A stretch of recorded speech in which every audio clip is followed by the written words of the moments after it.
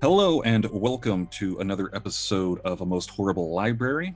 This is the podcast where we like to discuss horror-based comics, novels, and pretty much everything in between, everything literary horror.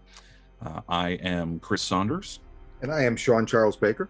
And today we have a bunch of good books that we're going to talk about, some old, some new. Yeah. So, Chris, let's start with the big one. I feel like definitely for you, for me as well, although I'm a bit out of practice. So we got, a couple weeks ago, we got the second and final issue of the Locke and Key Sandman crossover event. Mm-hmm. And man, I don't know, I felt like I wanted to, do you ever feel like you wanted to like be able to read two things like literally at the same time? Oh yeah.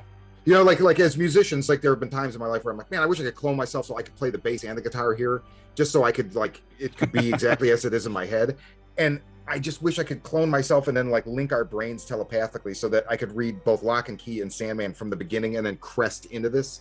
Because it's such an unbelievable tribute, companion, continuation at all of both series. Mm-hmm. Oh yeah, absolutely, absolutely. Chronologically now, so the whole Locke and Key Sandman, it takes place during the Locke and Key, what Joe Hill and Gabe Rodriguez, what they consider to be the Golden Age. Well, the Golden Age essentially started in the 1800s, all about the Locke family, the same family that we see in the main Locke and Key series. You know, it's pretty much, at this point, it's been a series of one-shots, you know, just little stories kind of touching into the family throughout the years, the ancestors of, you know, the main kids from the first series. Mm-hmm. This spirals out of the 3-issue miniseries in Pale Battalions Go, in which, you know, I'm going to drop some spoilers here because that book has been out for, you know, for over a year now. Yeah. John Locke, or Jack as his family calls him, in Pale Battalions Go takes place during World War I, and he's a pretty young kid. You know, he's, you know, 13, 14 years old. He wants to get involved in the fight. You know, he wants to do what he feels is his service, as well as trying to, you know, get a little bit of glory for himself as well. He ends up using a bunch of the keys, including the Anywhere key, to go to, you know, war-torn Europe. Basically, it takes the Shadow of Crowns and, you know, a whole bunch of other keys and just wreaks havoc on the German military. Through a series of events, some of the Germans follow him back through one of the doorways into his own house in Lovecraft, Massachusetts there. That's right. This is not Matheson, Massachusetts, as the TV show felt it had to change the name. Yeah, that was silly. Yeah, it's a little silly. But so, needless to say, Germans come through, and Jack, whatever you want to, you prefer to call him, he gets killed. His mother gets killed. He is now in hell. Fast forward a couple years. Well, and that's the end of Pale Battalions, right? So then now when we fast forward, we're picking up with the actual Sandman crossover. Yes, exactly. So we're picking up. It's 12 years after his death. Jack's father, he's sick. He's running out of time. His father, Chamberlain Locke, who some of you will remember if you did watch the television series, you do see him in it as a ghost later on. So Jack's twin sister Mary, who, if you have read, you know, all of these Golden Age books, you have seen her addition to Pale Battalions Go. You see her in the Grindhouse and a couple other ones there. She takes it upon herself to attempt to rescue her brother from hell. And this leads her to the doorstep of Roderick Burgess, the wickedest man in England, and tries to trade a magic key with him for an audience with the entity that's imprisoned in his cellar, who is Dream. Yeah, so this brings us right into the very first Sandman storyline from what was it, like 1993 or whatever? No, 89. 89, right? Okay, Yeah, sorry. And I mean, and what a beautiful job of like slotting this in. You know, it's like almost like it was always there. Oh man, sometimes people do stuff like this, and you have to like retcon or like ignore certain things, and it just isn't the case. It's just perfect. It's made to go here. Keeping in line with Sandman, where Dream is imprisoned and he doesn't speak a word the entire time he's imprisoned. He does the exact same thing here. He doesn't tell her anything that she wants to hear, but he does give her a hint. Yes. He takes his finger and on the outside or on the inside of his imprisonment, his cage, he draws the key to hell. Yeah. And so then this sends Mary straight. Well, so okay, we should probably proceed with caution now, because that like gets us right into this series. And it is this, since the second issue did just come out, I don't want to give too much, but so this sends Mary into, now is where we kind of transition from, take one Lock and Key character and move into the Sandman continuity. And so she goes to the dreaming, and as you said to me in a text before I read it, this series does a thing which I won't be specific about, but the way that it like capitulates back into the Sandman continuity and affects it is fucking outstanding. I mean, another case of like it was always there. Yeah. I mean, it is absolutely beautifully done. Oh, the art is unbelievable. It is. I wish I could have another Sandman series with Dream, with Gabriel Rodriguez drawing it, because everything he do, like Fiddler's Green, oh my god, like everything he drew was so unbelievable. And not to put, I love all of the art in the original Sandman series. So but as there is a pantheon of great artists that contributed to that series, and as a whole, it gives it a certain tone where it moves between their styles. I just feel like that Gabriel Rodriguez would be perfect to add to that, and I wish Neil Gaiman would do, or it would. Hey, Joe Hill could do it. Obviously, he's proven himself, right? Can you imagine that, like a Joe Hill Sandman series with? Oh god. Oh yeah. Wow. I mean, all respect to Neil Gaiman, of course. Of course. But with the story here that Joe Hill wrote, there is such a poetic symmetry about everything that honestly, it feels like this is a Gaiman book. Yeah, absolutely. 100%. Fits in so perfectly, and it's really just a magical thing that we get to see characters from Lock and Key, and you get to see a lot of the keys. You get to see them interacting with, everyone from Fiddler's Green to the Corinthian, to Lucifer, Entragon, the demon. Yeah. Oh my God, always a pleasure to see him. Oh yeah, I mean, you got Cain and Abel, you got Lucian. Yes. Oh man, the Cain and Abel stuff too is great. Oh yeah, it's so good. It's so good because you're seeing it through Mary's eyes, and and we even get a great cameo in there from Death herself. Yeah, it's so just the way that the whole thing wraps up and just touches back in on so many of these Lock and Key Golden Age one-shots over the years. Just the whole thing ties in so wonderfully. Now, a lot of those one-shots are kind of hard to find nowadays. Are they collected? They're collected, right? Not yet. That is what I was about to say, that they are putting out a Golden Age omnibus here that looks like it comes out this March, and that will contain the three of the prequel stories, Small World, Open the Moon, Face the Music, as well as all 3 issues of In Pale Battalions Go, in addition to both issues of the Lock and Key Sandman Helen Gone crossover. Oh wow. Yeah, so it's going to be a good, it's going to be a 275 page, little hardcover collection. Yeah, so that one's definitely in my list to complete, my hardcover Lock and Key. I have all the single issues of everything.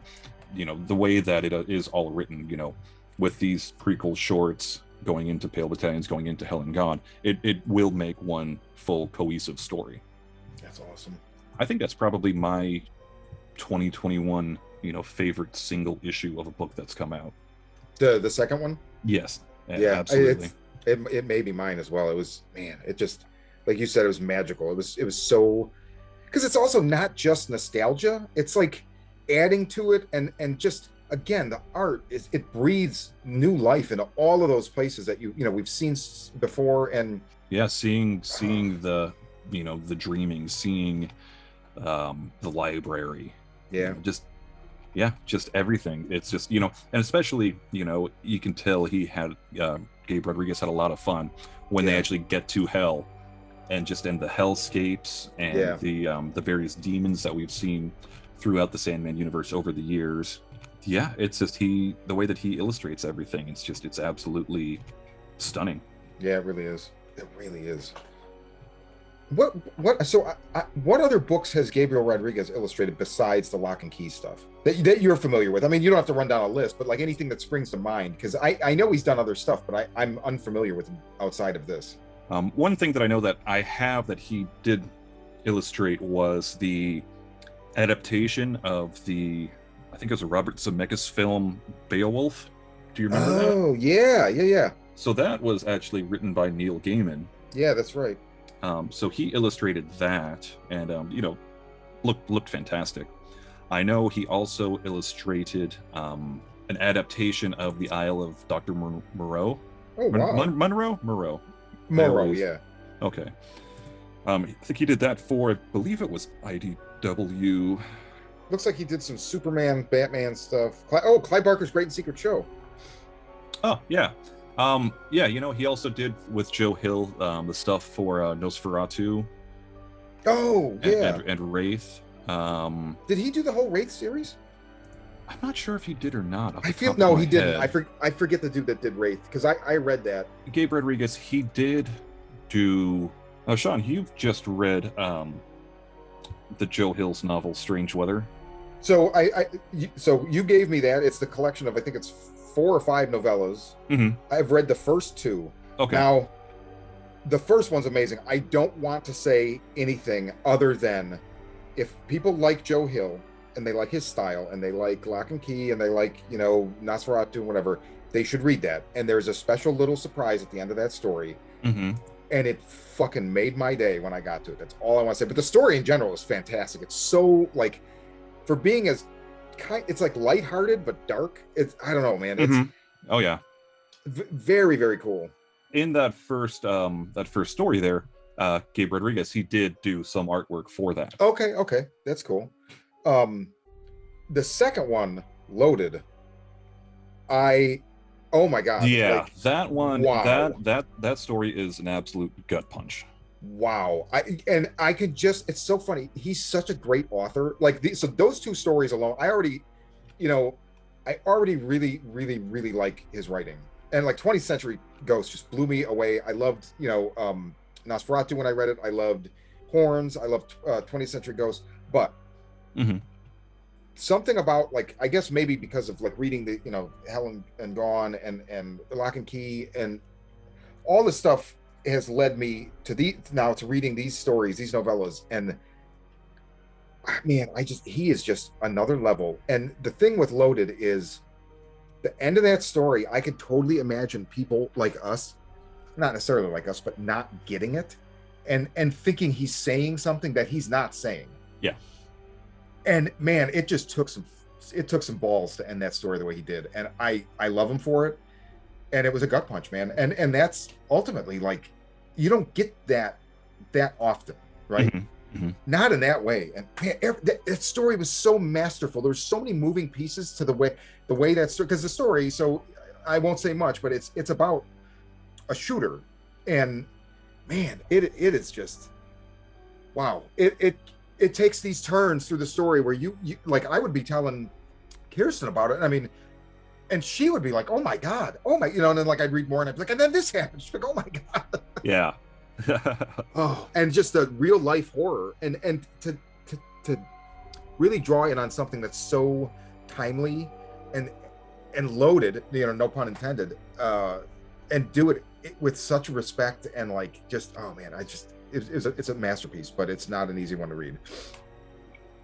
Yeah, absolutely. You know, I mean, there's a reason why Joe Hill is one of my favorite authors.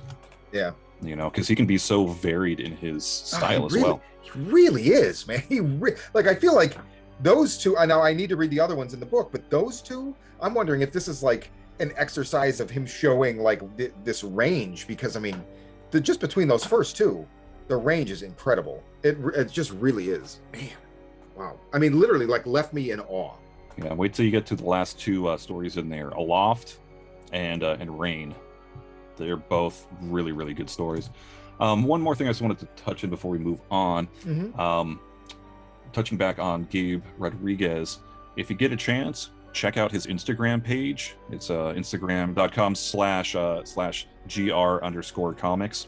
Yeah. And it really gives you a lot of insight into his process. You know, he'll post things in there, showing the pencil work to him doing the inking. And yeah, it's just such a masterful process. Yeah, it's super cool. Yeah, you told me about it at some point recently, and it's like get ready to spend some time. Yeah, you will absolutely fall down an artistic rabbit hole with him. Yeah. So what else have you been reading, Shawn? I wanted to let's see. So I think one of my favorite books right now, and I picked up the first one just on a whim. Jude Ellison S. Doyle and A.L. Kaplan for Boom Studios, Maw, M-A-W. I haven't seen a lot about this book. I hadn't heard of it previously. I just picked it up on a lark, and there's 3 issues in. It's fantastic.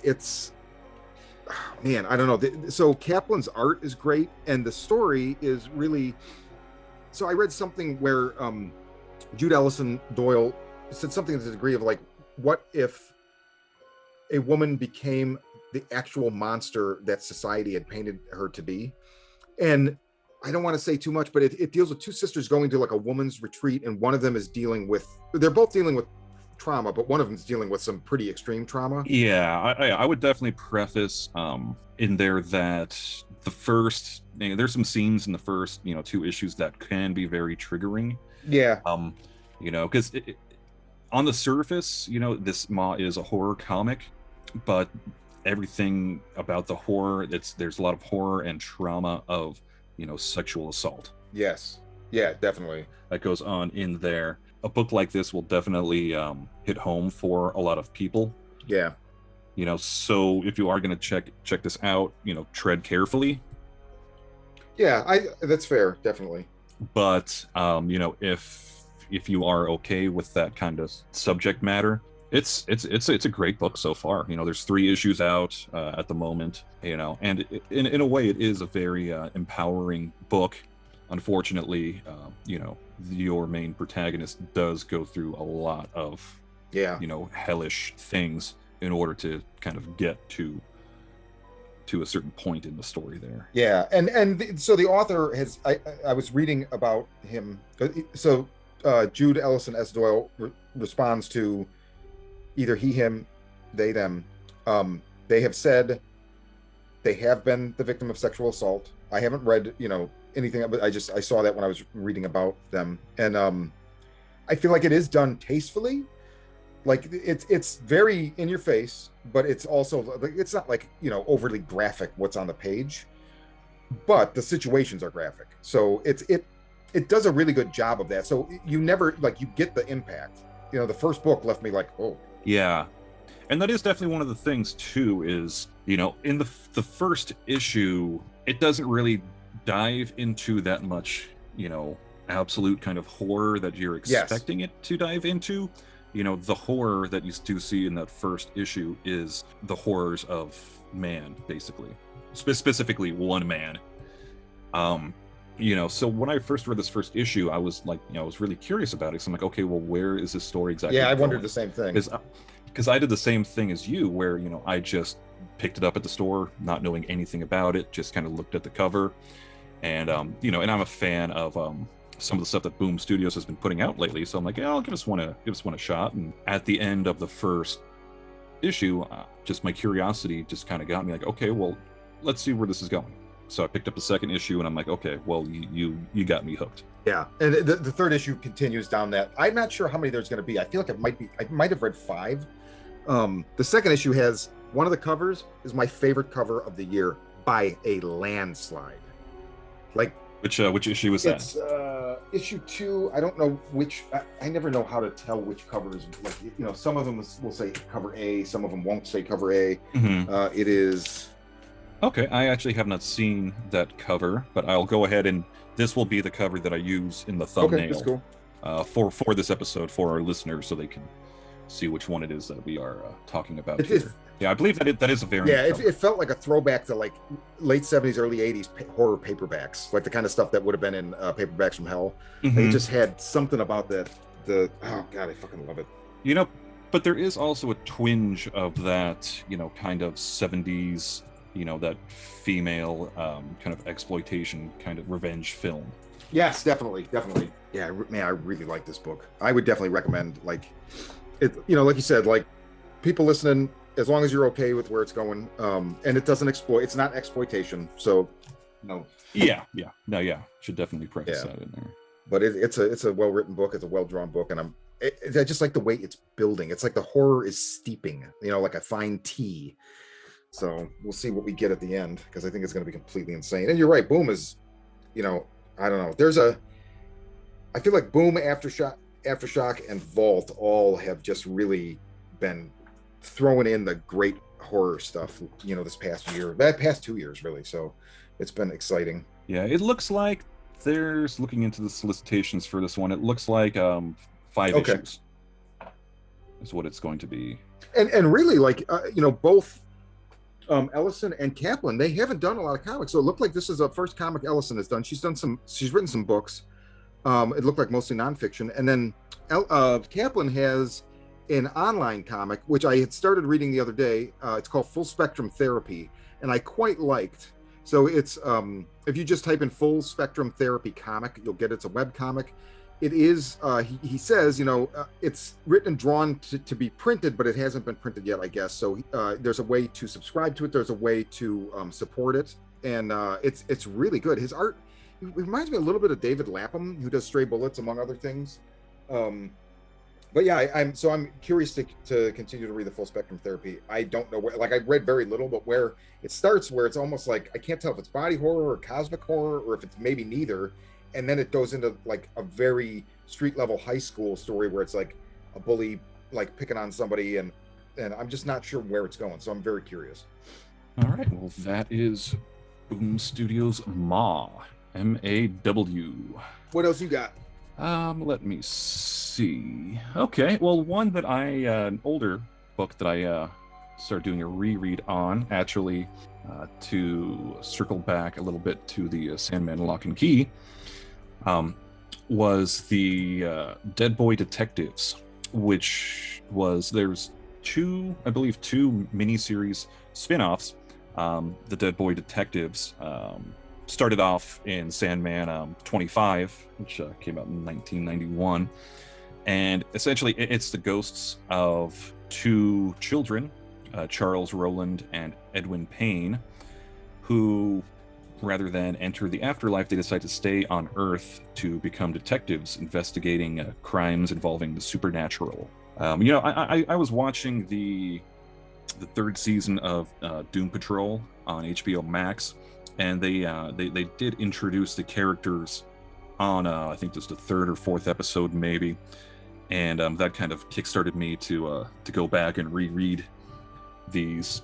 Yeah, great stories. The original miniseries was Sandman Presents the Dead Boy Detectives, came out in 2001, and that was actually written by Ed Brubaker. Yeah, and that was a fun story. It's a little 4-issue story where basically someone or something is attacking these homeless children in London, and it's attacking them and literally sucking all of the life out of them, to where they find the bodies, and they look like 1,000-year-old totally dehydrated mummies is basically what they look like. And yeah, it's a fun story. It's a supernatural Hardy Boys. Yeah. What is it like? It's like 3 issues? 4 issues. Yeah.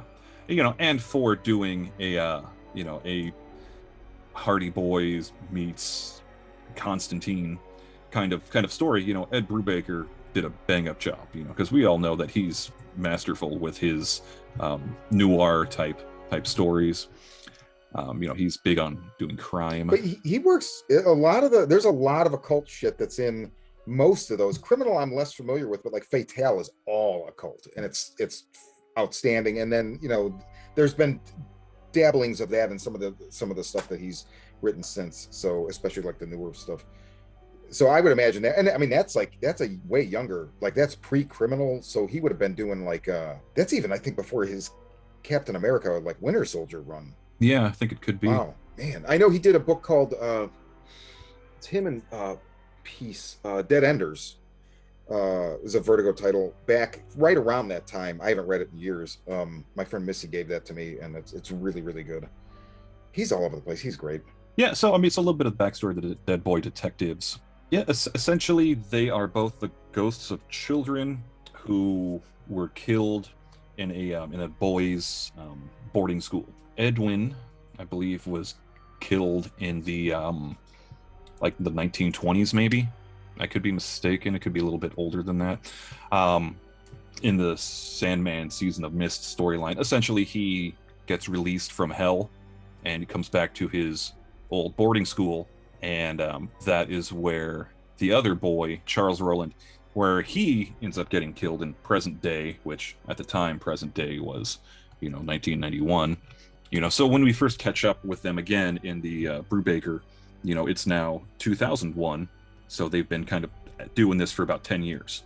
So that was a 4-issue run that Brubaker did, and then they did get a follow-up in 2014. That was like, I remember they made a big Vertigo push. It was one of the last big Vertigo pushes where they kind of tried to rebrand with a bunch of new titles. I think like the new the new Edwardians or Deadwardians or something. And there was like I think 4 big books they pushed, and Dead Boy Detectives was one. I remember thinking like, oh, old Vertigo, cool. Yeah, exactly. Now when that second run came out, that was actually a 12-issue run from, looks like it was written by Toby Litt with art by Mark Buckingham. Yeah, but it was a really fun series. In fact, it's this iteration of the characters that you do see in the Doom Patrol episode that they were in, and subsequently, I guess HBO Max is making a pilot for their own standalone series, and it looks like, again, this is going to be the iteration of the characters, where it is the two dead boys teaming up with a human teenage girl, that's still alive girl, I should say. Crystal Palace is her name, and this is the run that introduces her, and she's with them, pretty much from issue 1 all the way through to the end. Yeah, so if you are a fan of the Hardy Boys and ghosts and supernatural spooky shit, you should definitely check out Dead Boy Detectives from Vertigo. Just old Vertigo. I feel like that's one of the last enclaves of that. And yeah, old Vertigo. That's my bread and butter. Yeah, same. I mean, a lot of that stuff. They had some titles that I was interested in after old and arguably, okay, I love Preacher, but Preacher is kind of not that. It's even though it is concurrent with it, it's kind of its own thing. I'm talking more about the stuff that kind of, Constantine. The British Wave. Yeah, the British Wave, exactly. Well, but Preacher is technically the British Wave as well, except it's set here, Dead Boy Detectives also, I'd like to point out, it is kind of in this, we've talked about this before, although I don't know if I was bold enough to suggest it's a subgenre, but this like British boys' school stuff, we talked about it with Clive Barker's Pig Blood Blues. Yeah. And this is very, it's similar. Yes. It's just a similar tone, because it's just something as Americans, we can only see as an outsider, but it informs so much of those 80s and 90s British writers, like, I mean, even music, I don't know, it's just I don't know if it is, being American, I don't know if that whole boarding school thing that we see in the media, from comics to television shows, to the fucking Harry Potter, if how much of that is a trope and how much of that is like an actual thing, as far as the wearing your school uniform, and just getting kicked out the door, and okay, this is your home for the next Yeah, 9 months. We'll see you at Christmas. And the hierarchy of terrible shit that happens from top down, Oh, yeah. like, right? I mean, Yeah. a breeding ground in previous times for all kinds of fucked up shit. And I mean, almost in a way, it's almost like these stories are kind of to that cultural phenomenon of the British boys' school. They almost are to that what slasher movies originally were to summer camp for Americans. It's like anything where people are sending their kids off for large periods of time so that they don't have to deal with them, not realizing that they're basically feeding them to fucking pederasts and psychopaths, right? I mean, god damn, I don't know. I mean, I think the only thing that we have, like, kind of the equivalent of that you do see in the media as Americans would be like, military school. Yeah. That would kind of be the only equivalent. Yeah, that's true. Where very quickly, it can turn into a Lord of the Flies situation. Yeah, well said. which again, also boarding school kids. Yeah, right. Man. Oh, people, please, don't send your kids to summer camp or boarding school. Just, Yeah, exactly. Good Lord. Okay, so that's Dead Boy Detectives. Yeah, that's that Dead Boy Detectives. And what else have you been checking out, Shawn? So I want to do a quick mention because we're talking about Brubaker. So the latest Brubaker Phillips Reckless book came out at I think it was a month ago. Destroy All Monsters. Okay.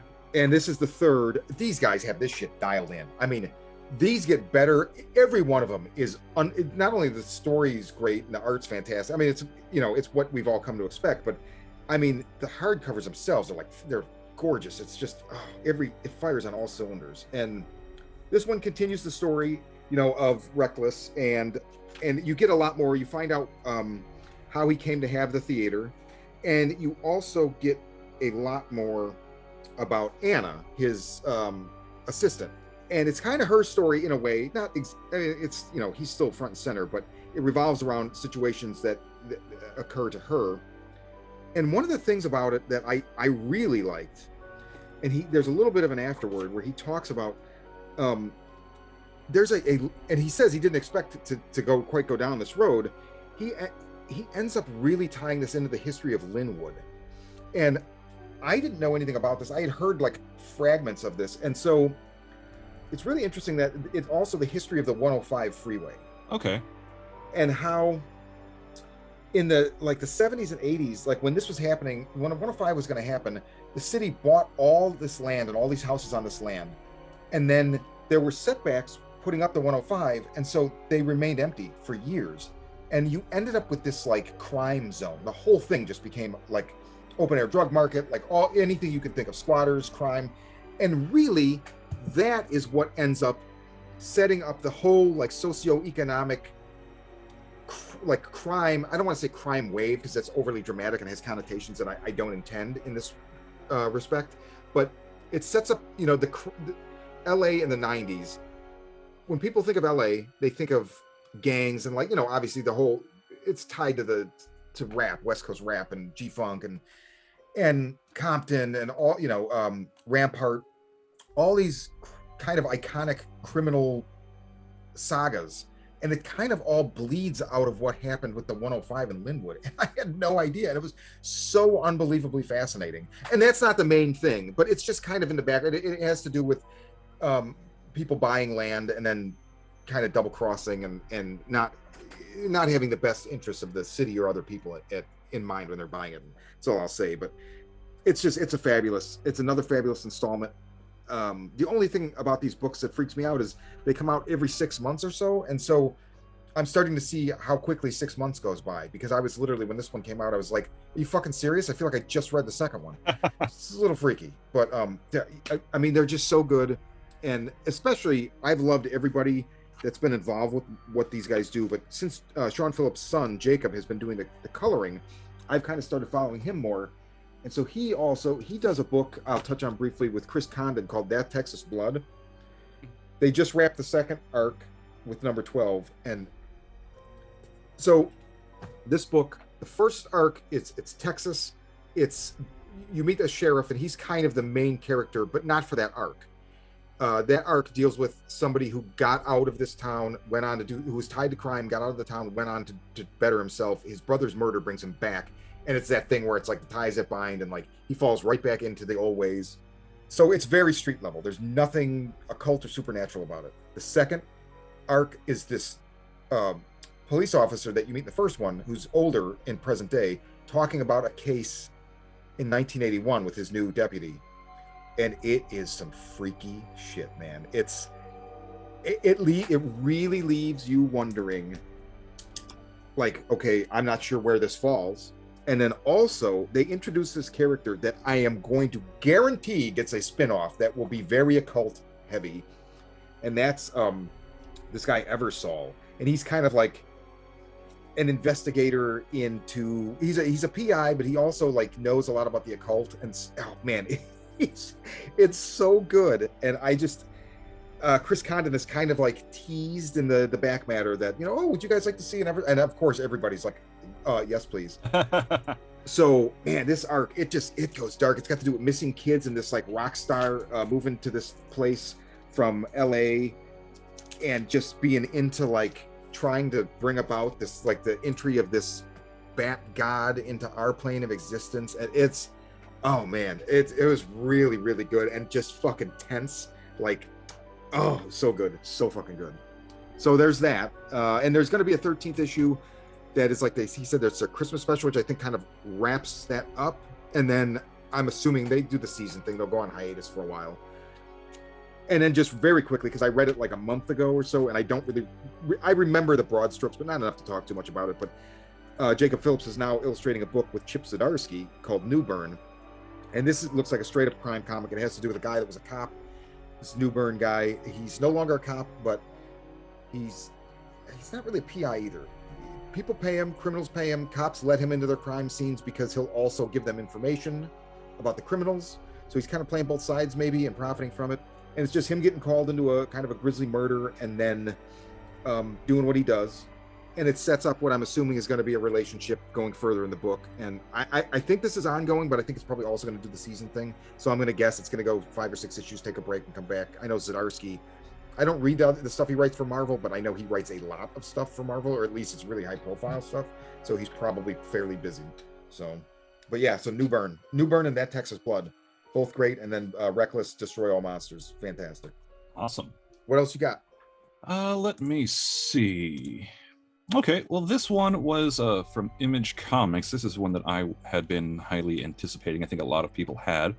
And that is What's the Furthest Place from Here by Tyler Boss and Matthew Rosenberg. Boss coming off of, I don't know if I'd ever seen his art before, but Dead Dog's Bite, which we talked about way back. I don't know if it was earlier this year, whenever it was, but fantastic series, and the art was great. So he was fresh in my mind from that. Now, you've read this one as well. Yeah.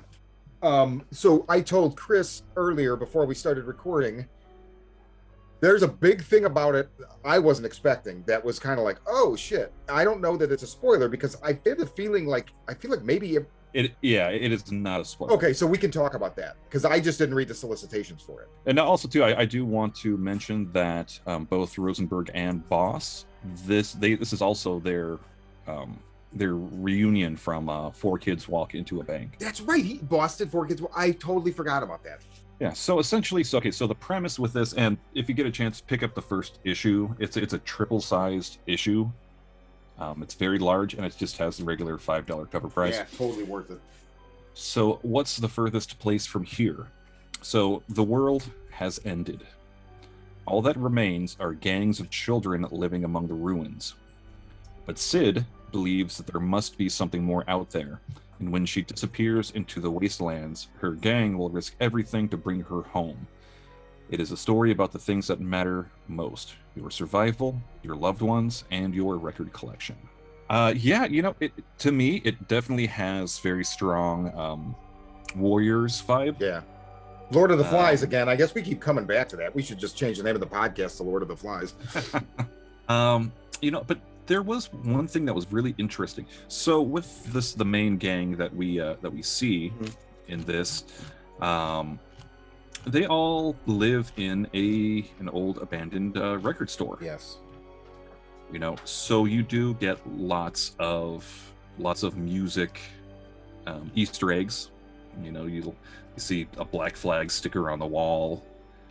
You hear them talking, just talking about lots of different music, and there is a weird kind of thing with them where each one they kind of pick their theme, basically. And there's a funny part in one of the first scenes where a gal, she says like, "Oh, I found it. I found my meaning," and it's Hall & Oates' Private Eyes. Yeah, and literally one of the other guys just goes like, "Fucking hell." Nice. Your choice is supposed to define you. It's your everything. It's who you're gonna be after you leave here. You have to choose wisely. Don't pick fucking Hall & Oates. I really, first of all, I like Hall & Oates, but I wouldn't pick them to define me. But also, like, I don't know, like, so I'm very curious what this means as far as like this define. It's almost like this is their memorial if they don't make it back or something like that. Like this is the record that people like, almost like to them a tombstone, right? Yeah, that's the same kind of vibes that I was getting from it. Which is really fucking cool, right? Because I would much rather leave like a record or a playlist or something for people to remember me by than like a piece of stone that has my fucking name on it, like whatever.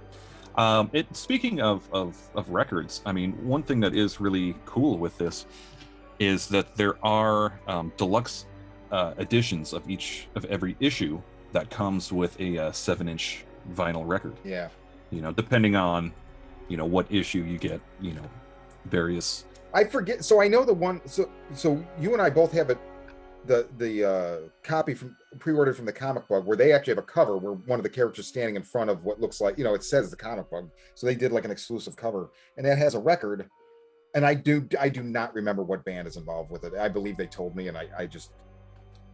Yeah, he said okay. Yeah, I mean, and I think they're really rare. Like somebody there was telling me the way that the breakdown is going for stores that didn't do this kind of exclusive thing, and it's like maybe one for store or something like that.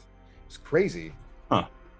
Especially because if you go to the Image Comics website, every single one of these deluxe says, only available at comic shops. You can't order them online. Which I love. I love that. And Rosenberg has been, I mean, that goes down to like Never Go Home.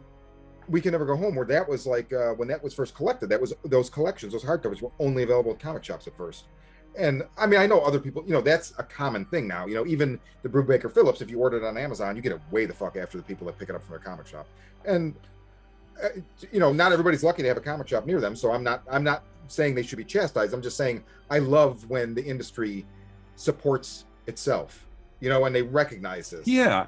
And Matt Rosenberg, I do have to say he's a stand-up guy. Everything that I read about him, from doing things like this where these are exclusives you can only get at a retailer, so go give a brick and mortar store your money. I do remember last year, due to COVID, a lot of people were and still are out of work. So remember he did a thing where he said, here's my email address, write me an email if you are having any kind of troubles or issues with Christmas gifts. Let me know, and give me your address, and I will personally mail you a trade paperback of something or other. Oh my God. Or some issues of this, to give to your friends and family as Christmas presents. That's fucking amazing. Yeah. Wow. Well, he obviously is I love when you see this where he obviously is a very punk rock background. And I don't mean that like, I feel like, okay, you and I are of an age where we understand that, where punk rock was an ethos more than it was a style. So I don't want to sound condescending to other people who are younger, because I'm not saying that if you're younger, you don't get it. I'm just saying, there are people that think of it as a form of music and not like as an ethos or a creed, right? Yeah. So basically, if you're younger, you don't get it. Well, not necessarily. I know younger people that get it. I do know, and realistically, no, you don't, Shawn. Get off my lawn. Nice, yeah. The temptation to be the crotchety old punk man is a real thing, but but this is really punk, which at the time of its inception was people thought was going to destroy society, and really it just wanted to destroy the parts of society that were really not good for everybody, and really just helped isolate the elite. Where was I? Oh yeah, but anyway, so the end result of what that music and that ethos, that wave did, was create people like this, like Matthew Rosenberg. You know, like Never Go Home. Like there were so many variant covers that were like old punk rock, you know, album cover like homages, right? And it's just informs every series I read by the guy. I haven't read the stuff he's done for Marvel, not for any other reason than, you know, it's just whatever. But all of these independent titles, they all have that baked in the DNA. Yeah, all of his own creations. Yeah, and so it's a pleasure reading them and like setting this in this record. Like, what a great spot for like a dystopian tale that it's a record store where they're living. Oh, it's fucking great. Yeah, and you know, and again, you know, going back to the thing where it reminds me a lot of Warriors, where we do see these kids, you know, and they are very much, you know, kind of grungy type looking, you know, kids. You know, you got a gal in, you know, fishnets and a guy with a mohawk and all this kind of stuff. We see another rival gang of kids, you know, and they all have these bunny masks on. Yeah. You know, so it looks like each gang has their own kind of thing. Wait, is it a bunny or a pig? It's a pig, right? Is it a pig? I think it's a pig. Yeah, it's a pig because the ears are small. Okay. You know, but yeah, music is such a prevalent thing with this, our protagonist gang of children. You know, not that it's a spoiler, but, you know, somebody does die. I won't say who in this first issue. And they all kind of go down to the boiler room and somebody says, you know, bring me his remains. And they say, well, what? His record, bring me his record. Yeah. You know, and then they say, you know, so-and-so was our brother. You know, he'll never grow old. And then they burn his record, which was a Husker Du record, which I thought that was great. Yeah, it was super cool. But beyond the whole kind of, you know, dystopian rival gang, there is a bit of strangeness in it, from two characters who are literally called the Strangers. Mm-hmm. And they appear to be two twin women who have their faces all kind of wrapped up in looks like bandages. They drop off children at these various, you know, kind of gang headquarters, and that's how they get new members. Yeah. And when the gang members, when the children, when they age out, when they hit 18, they have to leave. They have to go out into the wastelands, and there's no going back. You cannot, once you're an adult, that's it for you. Yeah. You can't go back once you leave. You know, and there is a point where we do see them come back and take someone away. Yeah.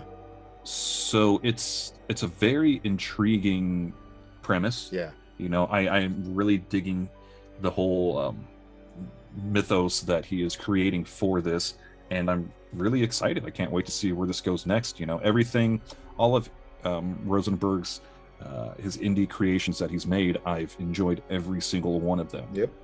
So yeah, have been looking forward to this since it first got announced, and yeah, now I can't wait to pick up issue 2 when it comes out. Hopefully later this month, early next month. Yeah, I'm not sure what the schedule is, but oh man, I can't wait. I want to reread Four Kids Walk Into a Bank now too, because I had forgotten that was Boss and Rosenberg, and I loved that story. So yeah, very cool. Yeah, so highly recommend picking up What's the Furthest Place from Here from Tyler Boss and Matthew Rosenberg from Image Comics. Yes. And then I think we have one title left that we were going to dig into. This is one that you recommended to me, Shawn, so I'll pass it over to you. But this is Jeff Lemire's Mazebook. And so this one, I wasn't gonna. So okay, Lemire's been around for a while. At this point, he's probably most famously known for Sweet Tooth, which is now a Netflix program as well, which was fantastic, I might add. I've heard. So I didn't read Sweet Tooth, and I think I read the first couple issues or something, and I believe it was Image Comics, and I think I unfairly going back to this I'm sorry. I believe it was it Vertigo? Vertigo, yes. Sweet Tooth was Vertigo. So I unfairly judged some Vertigo books where it was like Vertigo kept trying to rebrand, and I just was like, I want old Vertigo, fuck you. So I never read it. I read like a couple issues and just got very quickly irritated, and it wasn't the book's fault at all. I couldn't even tell you what my problems with it were. I think it was just Vertigo. So I know when I was reading Scott Snyder's Swamp Thing, at some point Lemire was writing Animal Man, and then I think they switched or something like that. And I don't know, I didn't get hip to Lemire until Gideon Falls, and I really loved that series, and it had a lot to do with Andrea Sorrentino's artwork and the story as well. So Mazebook, I was just going to pass on. Lemire, he does everything on it. Yes, yeah, he is the writer and artist of this entire thing, which I believe it's going to be a 5-issue miniseries. And this book, so the thing that got me to pick up the first issue was I ended up signing up for his Substack newsletter at some point, and he sent one that was all about like the process for doing the artwork, and it was fascinating. It was absolutely fascinating. So I picked up the book, and man, it's a very simple story. It's a man who, after 10 years, thinks his daughter, who was lost and is assumed dead, he thinks she's alive. Yeah, she died of some disease. Was it okay? And so he starts to think she's sending him messages, and that she had a penchant for mazes, for solving mazes, and so he starts to try and figure out where she is, and it leads him on this journey where he's like trying to fit like mazes like over blueprints for the city and all this, and it's really simple, really fascinating, very emotional, and the artwork just works so well with it. There's a kind of it's just a different approach to art. So some people at first, they might be like, if you like really polished art, you might not dig it, but it is, I'm telling you, the process behind it is fascinating, and it's gorgeous. I absolutely love this book. Oh yeah, without a doubt.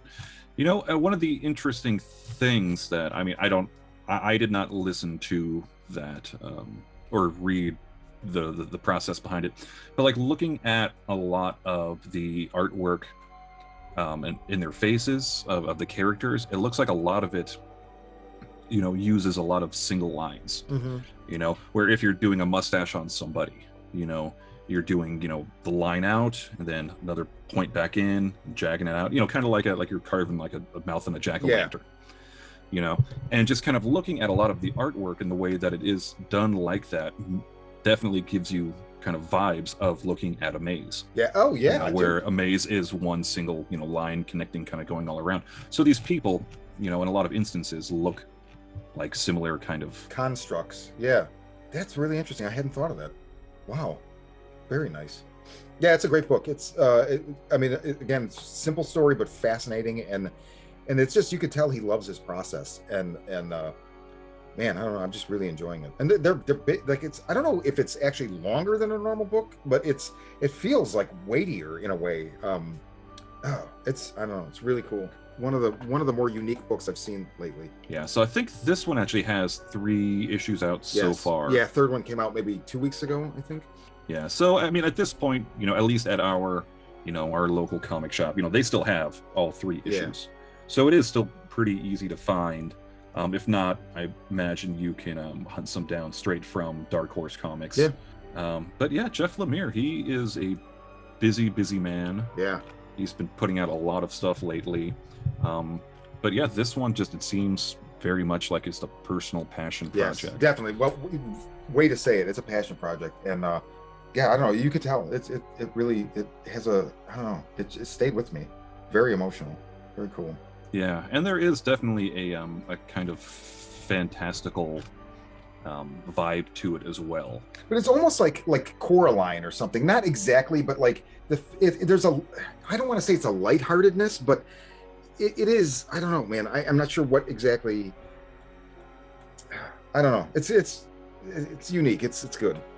Yeah, it does take that kind of fantasy, you know, turn here and there, you know, where it seems like, you know, your main protagonist there, he is, you know, kind of in the normal everyday world, and then something just kind of happens and it flips into kind of a more fantasy kind of realm. Yeah. You know, which really makes you start to question this guy's sanity. Yeah, right. It's like, is this really hidden in the regular world, or is he just seeing something that's not there? Which is cool. Okay, so that'll wrap it for this episode of A Most Horrible Library. We'll be back soon, though. There's other stuff I want to talk about, but we'll save it for the next episode. Mm-hmm. Yeah, there's a lot of good books that have been coming out and are on the way. Yeah, definitely. So, for A Most Horrible Library, I'm Shawn Charles Baker. And I'm Chris Saunders. Stay scary, kids. Ooh.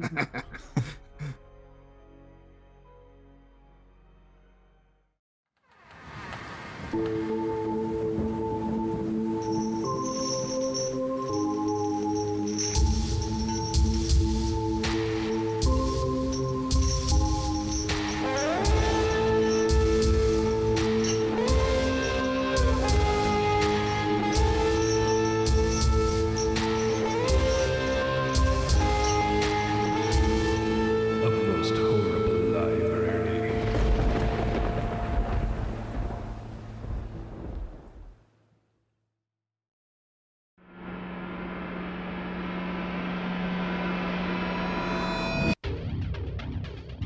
A pandemic of violence floods the streets of major cities as cases of the media-dubbed murder virus, MV20 soar, causing those infected to go on killing sprees.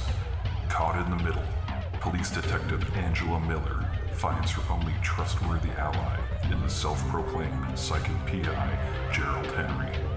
As the two try to navigate the violence, they are drawn into New Age guru Abramelin Harvest's plot to heal the planet. Harvest's missive? The world is sick, and humanity is the infection. The cure? Murder. From the twisted mind of Shawn C. Baker, author of A Collection of Desires and Shadow Play in Book 1, Kim and Jesse, comes his most vicious novel yet, Murder Virus. Available where books are sold.